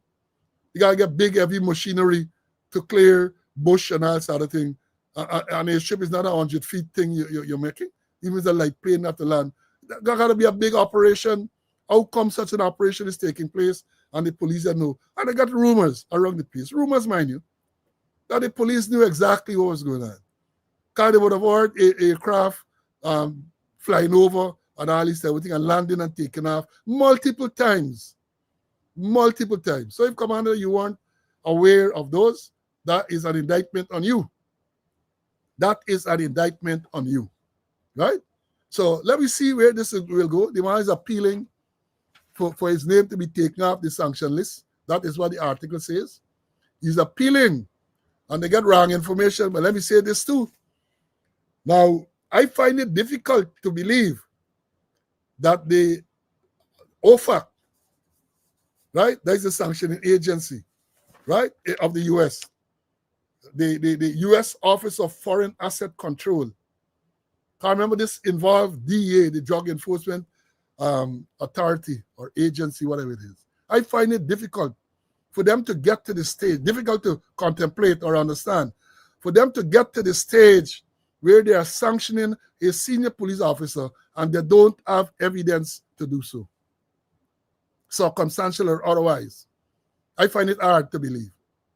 This is not, these people don't operate in any wishy-washy way. So I find it difficult to believe that they will take what is an extreme measure against a senior police officer and not have evidence to support that. Because remember, in case you all know, when they talk about these sanctions, they tell you it's an executive order. So it got right up the chain in the US, an executive order, meaning that the president was involved. Because when you do your research, you can have sanctions at the state level, but this is a OFAC. This is the United States government. It got right up, and I don't believe them people signing off and no sanction unless you go to them and you present them with evidence. This is what you know, whether it's electronic evidence, electronic surveillance, whatever it is. I find it difficult to understand or believe that they would have gone ahead and said, let me sanction it. Because remember, it's not he alone gets sanctioned, others. Paul Davy Jr., this Mark Cromwell, and the next guy from West Delaware. I always don't remember his name well. All them get sanctioned at the same time. They got sanctioned at the same time. So let's see where this will go. Let's see where this will go. Folks, I want to show you, and thanks to those who were telling me that I am batting well. Thanks to those who are complimenting me on the batting, right? Now, let me say this. You know, people, we talked earlier about the vice president speculating about his ill health or whatever, his well-being and so on. I have been doing some research because people tend to forget certain things in this country called Guyana, the country that is not a real place. Y'all remember this? I had encouraged you guys to get this book, Hijacking of the New Building Society. Right? I had encouraged y'all to get the book. It's still available, Hijacking of the New Building Society by V.S. Singh. This is a story of these people at the New Building Society, Maurice R. June, right? Kent Vincent, and Kisun Baldeo, where the book will tell you where the New Building Society was approached for money to invest into the Berbice River Bridge. Berbice River Bridge. And according to the story, Maurice R. June, who was the CEO there, claimed that the law or the rules, right, did not allow them to invest the amount of money that they wanted them to invest. Jacques Day was the president at the time. And they complained that because of that, they went after them viciously. Those men were charged, criminally put before the court. Nandalal know the story because he represented one or more of them. Charged and put before the court. This is the same story that prompted Bernard DeSantis to make the comment about the director of public prosecutions, to say that she can't separate our religious beliefs from our professional belief. Same matter. Now I came up and I can show you two tapes. It is serialized. So you get tape part 1, I think up to part 5, about the Berbice River Bridge, right? Y'all sit back, call, y'all share this live. Y'all gonna want to hear this. People gonna want to hear this. Berbice River Bridge, the background to this old Berbice River Bridge thing. And when you talk about corruption, and remember, we defined corruption before when we spoke about corruption. Corruption is not only taking money, not only taking 1 or 2 Granger. Corruption is far wider than that. And when I played this tape and you listen to it carefully, maybe you're going to understand what this thing is all about. Here we go with part 1. The Berbice River Bridge. Here's what happened with the Berbice Bridge, and trust me, when you see all the pieces together, you'll understand why people call this one of the biggest heists in Guyanese history. In 2006, the PPP government under Barrett Jagdeo signed off on building a floating bridge across the Berbice River. Sounds good, right? Infrastructure, connectivity, progress. Except they structured this deal in a way that guaranteed a small group of politically connected people would get rich, while ordinary Guyanese got fleeced. The bridge was going to cost about 40 to 45 million US dollars. That's around 8.2 billion Guyana dollars. And the government said, we'll make this a public-private partnership. Private investors will put up money, the bridge company will collect tolls, everybody wins. Except that's not what happened. Let me show you exactly where the money came from. Pay attention to these numbers, because this is where the scam starts. The National Insurance Scheme invested $2.59 billion, broken down as follows. Bond 1, $300 million at 9% interest. Bond 2, $760 million at 10% interest. Subordinated debt, $500 million at 11% interest. Preference shares, $950 million. Common shares, $80 million. total from NIS $2.59 billion of workers' pension money. Now, the private investors, the equity holders, they put in $400 million total in what's called common shares. Out of that $400 million, Dr. Bobby Ramroop's companies, $160 million, Secure International Finance, $80 million, NIS, again, $80 million in common shares, Hand in Hand Insurance, $40 million, Demerara Contractors, $40 million. So here's the first red flag. NIS put in $2.59 billion, private investors put in $400 million total. NIS put in most of the money. But guess who controls the company? Not NIS, Bobby Ramroop does. How is this possible? Well, this is how they stole control of a company funded by your pension money. There are two types of shares in the Berbice Bridge Company. Type 1, common shares. These come with voting rights. Whoever owns these controls the company. Total value, $400 million. Type 2, preference shares and debt. These have no voting rights. You're basically just a lender. NIS had $950 million in preference shares, no vote. NIS had $500 million in subordinated debt, no vote. You see the trick now? NIS put in $2.59 billion, but only $80 million of that was in common shares that could vote. That gave NIS only 20% voting control. Bobby Ramroop, Jack Dio's best friend, the man who would later be accused of numerous shady business deals with the PPP government, put in $160 million in common shares through his two companies, New GPC and Queens Atlantic. That gave him 40% voting control. Hand in Hand Insurance, where Michael Brassington, brother of Winston Brassington, who ran the government investment company NICIL, is the largest shareholder, they put in $40 million and got 10% control. So let's do the math. Ramroop and Hand in Hand together, $200 million invested equals 50% control. NIS, $2.59 billion invested equals 20% control. What a deal, right? And here's what makes it even worse. The structure of the company allows equity shareholders whose investment is less than 5% of the total funds to exercise controlling interest over the company. So essentially, the equity investors, Bobby Ramroop and others, put in $400 million out of about $8.2 billion total cost. That's less than 5% of the money, but they control everything. Meanwhile, NIS, workers' pension money, put in over most of the cost and was treated like a lender with no say in how the company runs. Folks, that's part one. That's part one. Again, share the life, share the life. We got to know these things, We have to understand what happens. When we talk about corruption, as I said, corruption is not only a man collecting a little money to get something done. That is as bad as it is.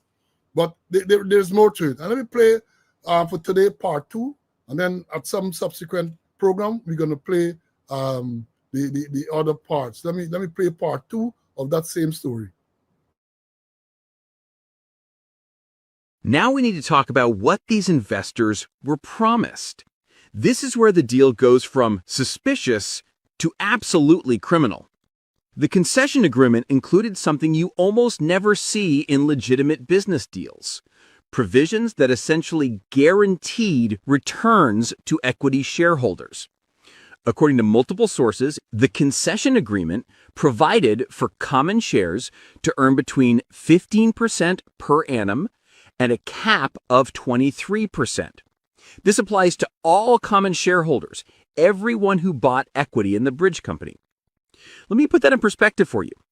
The stock market averages about 7 to 10% returns over time in developed markets. Government treasury bills in most countries offer way less, maybe 3 to 5%. A savings account, you're lucky to get 2 to 3%.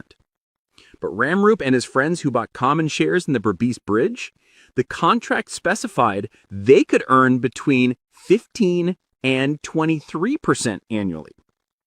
Now, here's the critical distinction that needs to be understood. Winston Brassington and others defending the deal have said the guaranteed rate of return was 12%. But that 12% figure appears to be a different metric, possibly related to the economic rate of return for the project itself, or what was needed to make the project viable according to IDB standards. What the concession agreement actually says is that common shares could earn between 15 and a cap of 23%. That's what equity shareholders were entitled to under the contract. Now, you might ask, how can you guarantee returns in a business? Businesses make profits or they don't, right? Here's how they rigged it. The concession agreement included what's called a toll adjustment formula. This formula was designed to ensure that if the bridge wasn't generating enough revenue to meet its obligations, including those shareholder returns, the tolls could be adjusted upward. The bridge company later stated that it has no alternative but to honor the toll adjustment formula prescribed in the agreement, no discretion in calculating the amount of the toll, and is bound by the toll adjustment policy dictating the formula. So it works like this. The agreement specifies returns of 15 to 23% for common shareholders. If toll revenue isn't enough to pay those returns, the formula kicks in. Tolls automatically increase, subject to government approval, but the formula is contractual. If the government blocks toll increases, they become liable for the shortfall. It's a no-lose situation for investors. Either tolls go up and people pay, or the government pays. Either way, the shareholders get their money. But they didn't stop there. To make absolutely sure the bridge would generate revenue, they eliminated the competition. The PPP passed the Berbice River Bridge Act 2006, which prohibited the operations of any ferry service for vehicles over the river. They literally used the law to create a monopoly. You have to use the bridge. There's no alternative. And the bridge charges whatever the toll formula says it needs to charge to hit those 15 to 23% returns. Defenders of the deal claim that the first common dividend was only paid in recent years, meaning over a decade after the bridge opened in 2008, equity shareholders received 0 dividends. Winston Brassington, who helped structure this deal and whose brother's company Hand in Hand was a major shareholder, wrote, "Hats off to those that took the risk. Common shareholder returns did not start until a few years ago, well over a decade after commissioning, with 0 return."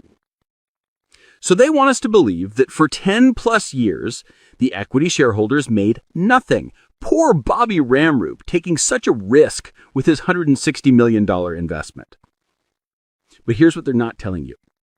Even if dividends weren't paid out immediately, those returns are owed. They're accumulating. The contract says 15 to 23% annually. If they haven't been paid yet, that debt is building. And who ultimately pays that debt? When the bridge company tried to raise tolls 365% in 2018, they claimed to be $6 billion in debts, including dividends to shareholders. So the money is owed. It's sitting there as a liability, and eventually it gets paid, either through massive toll increases like they tried in 2018, or through subsidies, or through a buyout where taxpayers pay the accumulated returns. Speaking of buyouts, here's proof of what I'm talking about. In 2015, the new coalition government tried to buy out the bridge shareholders to reduce tolls for Guyanese. They approached the bridge company with an offer. The major shareholder, Queens Atlantic, Ramroop's company, insisted that the government pay the cost of shares plus a 23% return per annum from 2006. I'll reiterate, Ramroop wanted to be paid as if he'd been getting that maximum 23% return every single year since 2006, even though he claims he received 0 dividends for over a decade. If Ramroop put in $160 million in 2006 and you compound that at 23% per year, through 2015, 9 years, that investment would be worth about $990 million. Nearly $1 billion for a $160 million investment. The government couldn't afford it, so the buyout failed, and Guyanese continue paying. Defenders of the deal say return on any major stock on the Guyana Stock Exchange has fared much better than the bridge shareholders received. But that's a dishonest comparison. Stock market returns aren't guaranteed. You can lose everything. The bridge deal had contractual protections, the toll formula, the ferry ban, the government backstop. This wasn't a risky stock market investment. This was a government-backed, monopoly-protected, return-guaranteed sweetheart deal for politically connected investors. So here's what we know for certain. 1. The contract specified 15 to 23% returns for common shareholders. This is documented in the concession agreement. A toll adjustment formula was built in to ensure revenue would meet obligations, including shareholder returns. Ferry service was banned by law to eliminate competition and guarantee bridge usage. It's claimed that the first dividends weren't paid for 10 plus years, so the debt accumulated. And when buyout was attempted in 2015, Remrup demanded the full 23% compounded from 2006, even before the bridge was constructed. By 2018, the company claimed $6 billion in debts, including unpaid dividends to shareholders. So who guarantees all this? You do, the Guyanese taxpayer, through tolls, through subsidies, through future buyouts. This wasn't a normal business deal where investors take risks and might profit or lose. This was a structured wealth transfer from Guyanese workers and taxpayers to Bobby Remrup and his circle, written into law and protected by the government. That's not capitalism. That's not even cronyism. It is theft. Plain and simple. Well, folks, you saw it. You already there for yourself, huh? This is not Sloan Conway saying that. This is not Sloan Conway. That is why some people are commenting. That is why NIS is in the state that it's in. National Insurance Scheme can, increase in pension. There's money that they and put there. Our money they took, invested there, and the thing was self-explanatory. They are, as I've said, this is just part 2. I think there are 3 other parts. You're going to see that at some other occasion. You're going to see how this thing was structured, as they explained, to make sure money go in certain people's pocket. And as the narrator ended there by saying, it's downright theft. We just said thief. That is what's going on. And these are the people who will sit there and tell you about lick down some policeman who they hear take some Granger or something. Again, I'm not saying that it is right for those persons or anybody to accept any bribe. But when you talk about corruption and bribery and thievery, them people doing it in the billions with a B, billions with a B, that is what is going on. And then they sit there like church boys and they point their fingers and they accuse everybody else of being involved in all type of skullduggery, whether it's gold smuggling, whatever. They're accusing people and they thieving big time. They thieving big time. And when they thief, they're thieving from all of us suffering. So because of that type of thing, they're licking down Mohammed about this 50 million US where they talk about that taxes wasn't paid and schools could have been built and roads could have been built and all this type of thing. They will tell you hospitals could have been refurbished and built with that money. What happened to this other thing, like the same Barbies River Bridge? What happened to that? What happened to the monies that were taken from our pensioners? I'm an NIS pensioner. Can't get an increase in pension for years. And a lot of people really depend on them type of things to move from day to day. People depend on it. But because of that deal,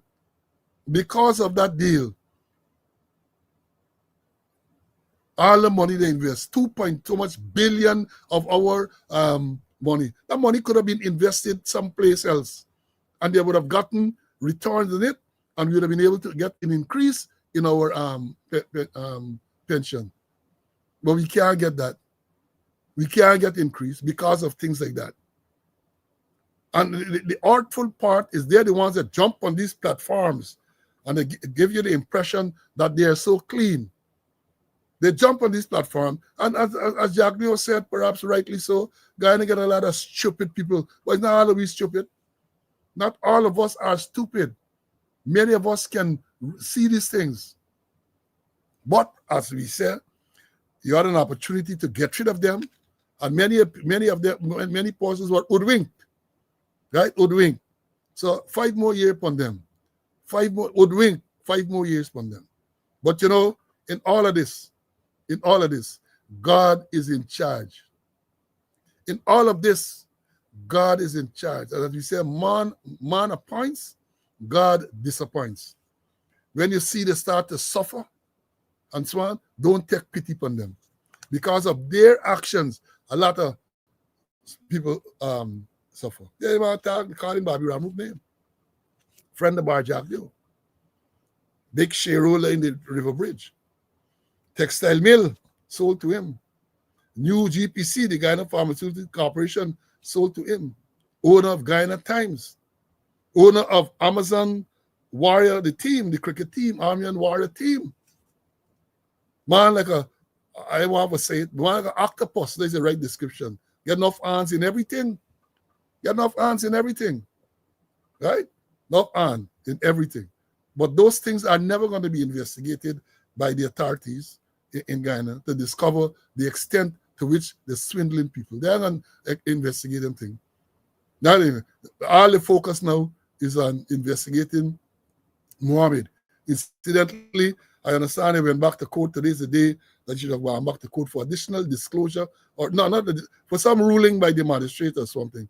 I understand that they are asking the for the matter to be addressed, this whole extradition arrangement to go to the High Court. And so I am going to update you. I think something just came out. I didn't get a chance to read it and so on. But that is what you have.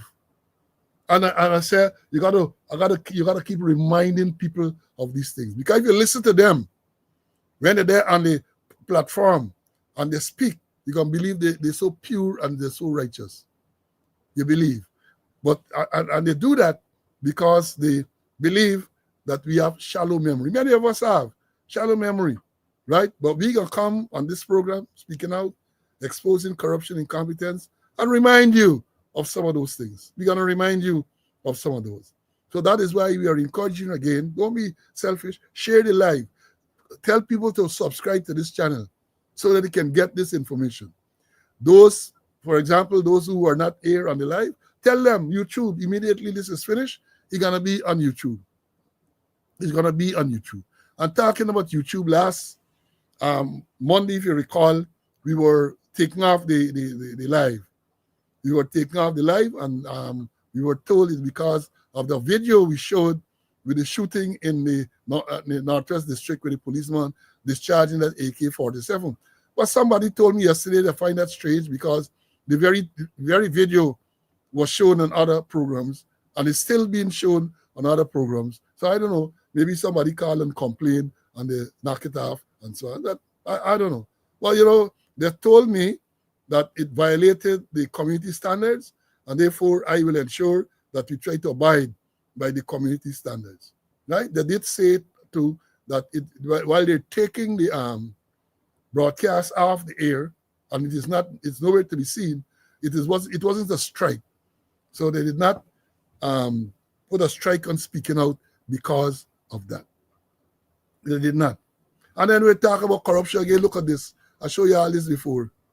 This is a bridge. Cost 1.2 million Guyana dollars. 1.2 million Guyana dollars. This bridge. 1.2. Right? And let me you know, we don't have enough time. There's some other matters. Now it's almost 2 hours since I've been on. Batting alone.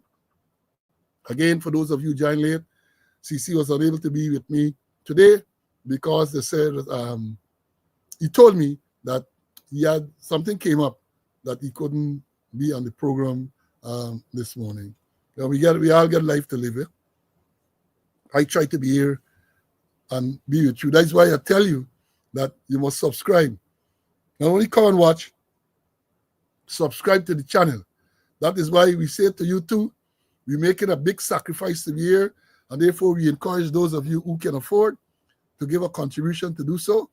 And the information is there, whether it's Zelle, whether it's Cash App or MMG, right? And we thank those who have been making their subscription. And remind you, if you can, whatever you can, please assist us to stay on the program. Now, as I'm about to leave, let me say this to you. Christmas time is the time where, as I've said, you got to be extremely careful. That's other thing that's happened this time. I saw this morning, let me show you, I'll cross the river.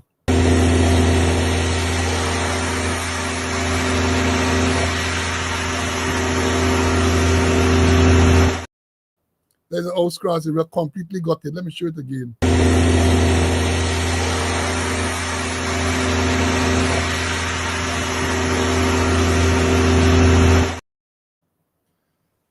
So another family in distress for this holiday period.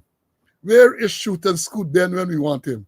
Because I'm sure he would have been there, putting the oars at the source of the fire and be able to extinguish that perhaps even before it got big, right? Shoot and Scoot Ben. You know, hear nothing more from me this time around.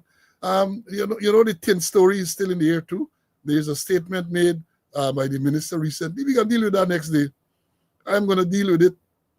The next day is a statement made by Ikende, the squatter, about policing. He said, the man said something, and I gotta, when I read this on Wednesday, God Spare Life, I gotta deal with the person who wrote the thing. Garden is you're talking about. Gotta tell Garden and say you gotta be more careful when you make certain reports, one, right? Gotta be more careful. And folks, don't let me forget. They talk in the same thing. They talk about transparency. Let transparent is one word. Transparent, meaning clear, right? And you get some other things that it means. Transparent. But what happened? You let me tell you what I really want to say about this thing. Hold on a minute. Bear with me, man. Right? Bear with me a minute. Hey, you want to talk about transparent? You're talking here about clear, like glass. People, organization that are open, honest, and free from deceit, often implying accessibility of information or genuine. You got to be open, frank, candid, and free from deceit. That is what transparent means. And I break it down at the bottom and I said transparent. Perhaps they believe it's trans. You know, you talk about trans these days, you're talking about gender identity and all of that. So maybe they believe it's a transparent, somebody with gender identity and their parent. But that is not what it is. It's one word, transparent. And they use the word so frequently and they don't know the meaning. They don't know the meaning of that word. And then don't forget, when they talk about transparent, we had reports recently where, according to Dick Smith, a deputy commissioner of police is said to be blackmailing some female rank. They said some investigation going on. Blackmailing some female rank. Her husband is supposed to be a member of the force as well. Intercepted some inappropriate message or messages on our phone. We ain't hearing nothing more about that. We're not hearing anything about that. They talk about the scandal at the training institution. This operated like a brothel, right? We not hearing anything about that. They said they transfer some officer and couple sergeant and so on transfer. But they say the lawlessness continues. The lawlessness continues. Only recently, in the past couple of days, some trainee, when you see this, when you hear this thing, you can't believe. Some trainee left the college, he went and he imbibed, drink up his liquor, get drunk, ride into the compound, crash into some fence, damage the fence. You know, tell you, it is the lens that man, look, fix the fence. Fix the fence. That is what they told him. Trainee, get away from the college. Drink up your liquor. Come back in. Crash into some fence. And these things are there. Evidence if you believe is not true, let us come out and debunk it. Right? Come out and debunk the story. Right? You don't hear nothing. We're not hearing anything further on that. We asked them about Mark Ramatar. Is it that he has resigned? Is it that he has been fired? They won't come out with a statement to tell you nothing. He can make big statement on Friday. We can deal with them on the big statement on Friday about transparent and improvement in the force and all that everything. Let me say this. As I've said before, there cannot be any change to the force once people like Ikin in the organization. I'm convinced about that. Can't get no change. Can't have no meaningful change once he's there. And he's not alone, many others. Many others. Some of them are criminal. Criminals. Their behavior is criminal in nature. But they're there, the uniform, and because of the culture, they're being protected. They're being aligned to politicians, and they are protected. Some of them, multiple allegations. Back in the day, any one of those allegations would have seen the back of them, would have caused them to exit the organization. No. That don't happen now. That don't happen now. So they can't even tell you something as straightforward. What is the position, Mark Ramatar? What will it take to say, well, the man has resigned or so on? If you're talking about being transparent, talking about being candid, what is it? We asked you too about Special Assistant Commissioner, the man at Presidential Guard, Edgar Thomas. What is the position with Edgar Thomas? Edgar Thomas passed 60. There's no provision for Edgar Thomas to continue to serve after 60 as a member of the force, either in the regular force or in the special constabulary. But y'all ain't saying nothing. Again, you talk about transparency. What is it to say if you're transparent that he has left? They give some big farewell and so on. Well, it can you frighten if Thomas gone, they're going to tell you to go too. You have to go someday, you know. You have to go someday. You can't be there forever. Some people say you want fancy funeral, military. I'm not going to call that on you, but some people say the time come, you serve, go your way, man. You're bogging down the organization by your own personal conduct. This is not only about your inability to manage a big organization, an important organization like the police force. That is not only it.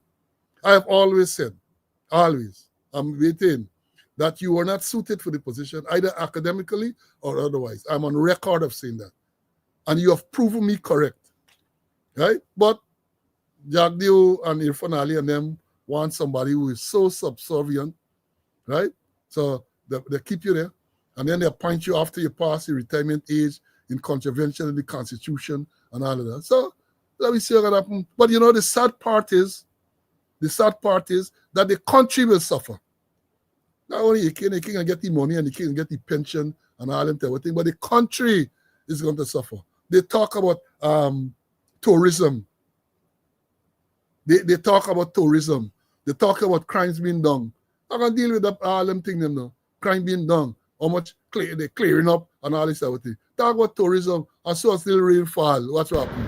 Yeah guys, so this is in the beginning of the Regent Street. This is really, it's a long time I haven't seen this in Georgetown. This is a lot of water. I don't know what's really going on in this place. I tell you, it's a lot of water. That's last week. Little rainfall, the place flooded out. My walking down the street, the stabby killy, take a chain, a thing that they say. You're driving accident and all sort of thing. And how are you going to talk about tourism when those things are going on? Lawlessness on the road. I have said repeatedly, I work in an organization where when we travel, you go and you rent a car. So the plane touch you down, you pick out a car, you report, and you're gone to your hotel and so on. But people come to Guyana and say, no, we aren't driving in Guyana. We are not driving. Paul get a driver, organize so you to get a driver, somebody to move you around. The roads in Guyana are too dangerous. It's long now. Long, and there's not been any improvement because the government who is responsible, they got the priorities wrong. They're focusing now on tint. That is the focus, on tint. When you have And they themselves tell you about speeding and other forms of lawlessness. But the focus is on tint. We can deal with that next day. Folks, we have had a long morning. Thank you for your attendance. Thank you for your attention. As I've said, hopefully on the next occasion, my spin twin, CC, is going to be here with me to share some information. And all I want to say to you again, as we're in this Christmas season, right? Christmas season in Ghana is also the rainy season. I ask you to be extra careful on the road. Be extra careful. Not only in terms of traveling, be always aware of your surroundings. Women in particular, watch how you're carrying your purse, right? Watch how you carry yourself. Be aware of where you are. You're going to some store, be careful how you put in your money, how you're taking out your money. And this I think Guyana still remains a cash-oriented country. Can't go on with plastic and swipe. You got to work with cash. And the bandits know that. You are trying to make yourself happy for Christmas. The bandits too, you know. Thief man too, trying to get good Christmas. And then one of the things you would note that coming on to end of the year, they will get all sorts of activities, flashback and all sorts of things, and get people thief in for get money to go to them things. So you have got to be aware of that and be extremely careful. Folks, until we meet again Wednesday, God's Pray Life, I invite you again, I encourage you to be safe. Until then, stay well. Bye.